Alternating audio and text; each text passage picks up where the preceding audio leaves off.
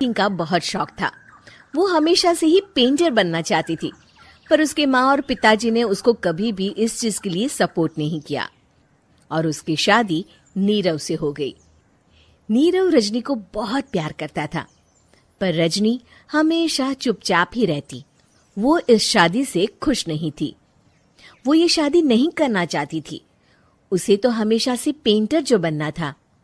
अपने इस सपने को वो नहीं पूरा कर पाई, इसलिए वो हमेशा उदास रहती थी। रजनी, बहुत ही बढ़िया फिल्म लगी है, कल देखने चले? नहीं जी, कल मुझे बहुत काम है, मैं नहीं जा पाऊंगी। अच्छा तो कोई बात नहीं, संडे को चलते हैं। देखिए, मुझे फिल्म देखना पसंद नहीं है, आपको जाना है तो चले जाइए।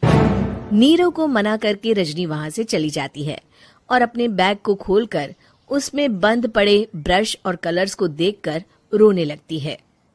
रजनी, चलो ना कहीं बाहर खाने चलते हैं, कुछ तुम्हारी पसंद का। जी, मुझे नहीं जाना, मेरी तबीयत ठीक नहीं है।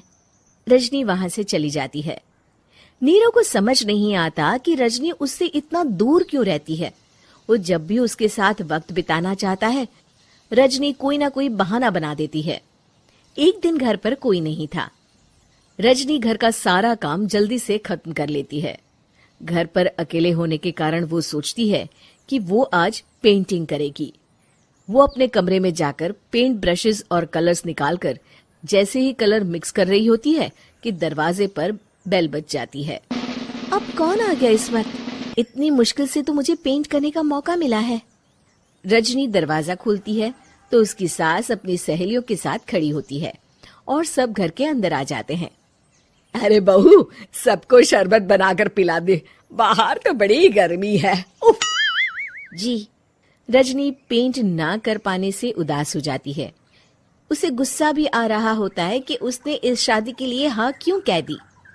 वो रसोई में जा रही होती है कि उसकी सास उसे रोकती है। बहू, सबके खाने का भी इंतजाम कर लेना, आज का लंच तो ये सब यहीं करेगी। हाँ। रजनी बिना कुछ कहे रसोई में चली जाती है। सबके लिए खाना बनाती है। सब खाना खाते हैं और रजनी घड़ी देखती है कि ये सब कब जाएंगे ताकि वो अपनी पेंटिंग कर सके। जब शाम होती है तब सब चले जाते हैं अपने घर। अरे बहू, सब तेरे खाने की तो बहुत तारीफ कर रहे थे, सबको बहुत अच्छा लगा खाना।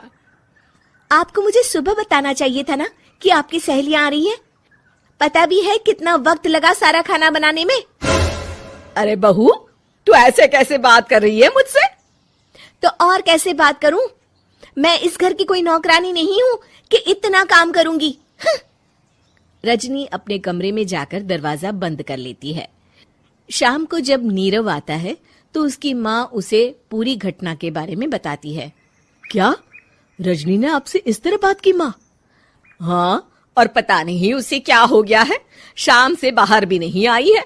मैंने तो कई बार आवाज दी, खाना भी नहीं खाया उसने। तू ही बात करके देख ले बेटा। नीरव अपने कमरे का दरवाजा खटखटाता है। रजनी, दरवाजा खोलो, मैं हूं।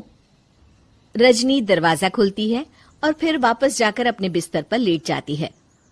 रजनी, माँ से बात करने का ये क्या तरीका है?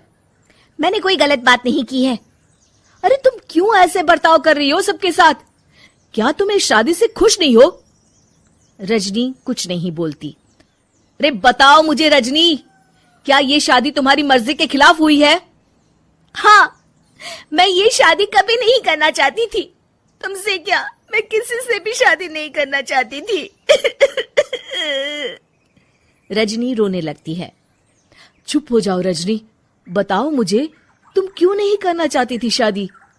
रजनी बेड के नीचे से अपने पेंटिंग्स, कलर्स, ब्रश, पेपर्स निकालती है। इतने में उसकी सास भी कमरे में आ जाती है। ये देख रहे हो, ये थे मेरे सपने। मैं पेंटर बनना चाहती थी, पर माँ पापा ने कभी सपोर्ट नहीं किया और मेरी शादी करवा दी। मेरे सारे सपने टूट गए। हर वक्त बस गुस्सा आता रहता है मुझे। मैं जानती हूँ कि आप लोगों की इसमें कोई गलती नहीं है, पर मैं क्या करूं, मुझे समझ में नहीं आता।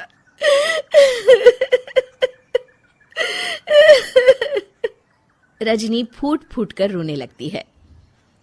मुझे माफ कर दीजिए, आप दोनों के साथ मैं बहुत बुरा बर्ताव कर रही हूँ।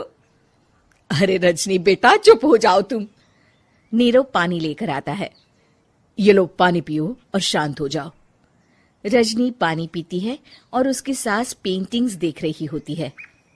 अरे नीरव, हमें तो पता ही नहीं था कि हमारी बहू कलाकार है। अरे कितनी अच्छी पेंटिंग्स बनाई है, देखो तो। ये वाली तो मैं अपने कमरे में ले जाऊंगी।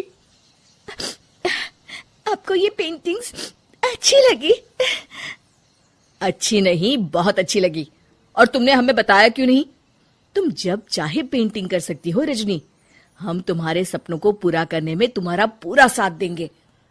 हाँ बेटा, हम कला की कद्र करते हैं।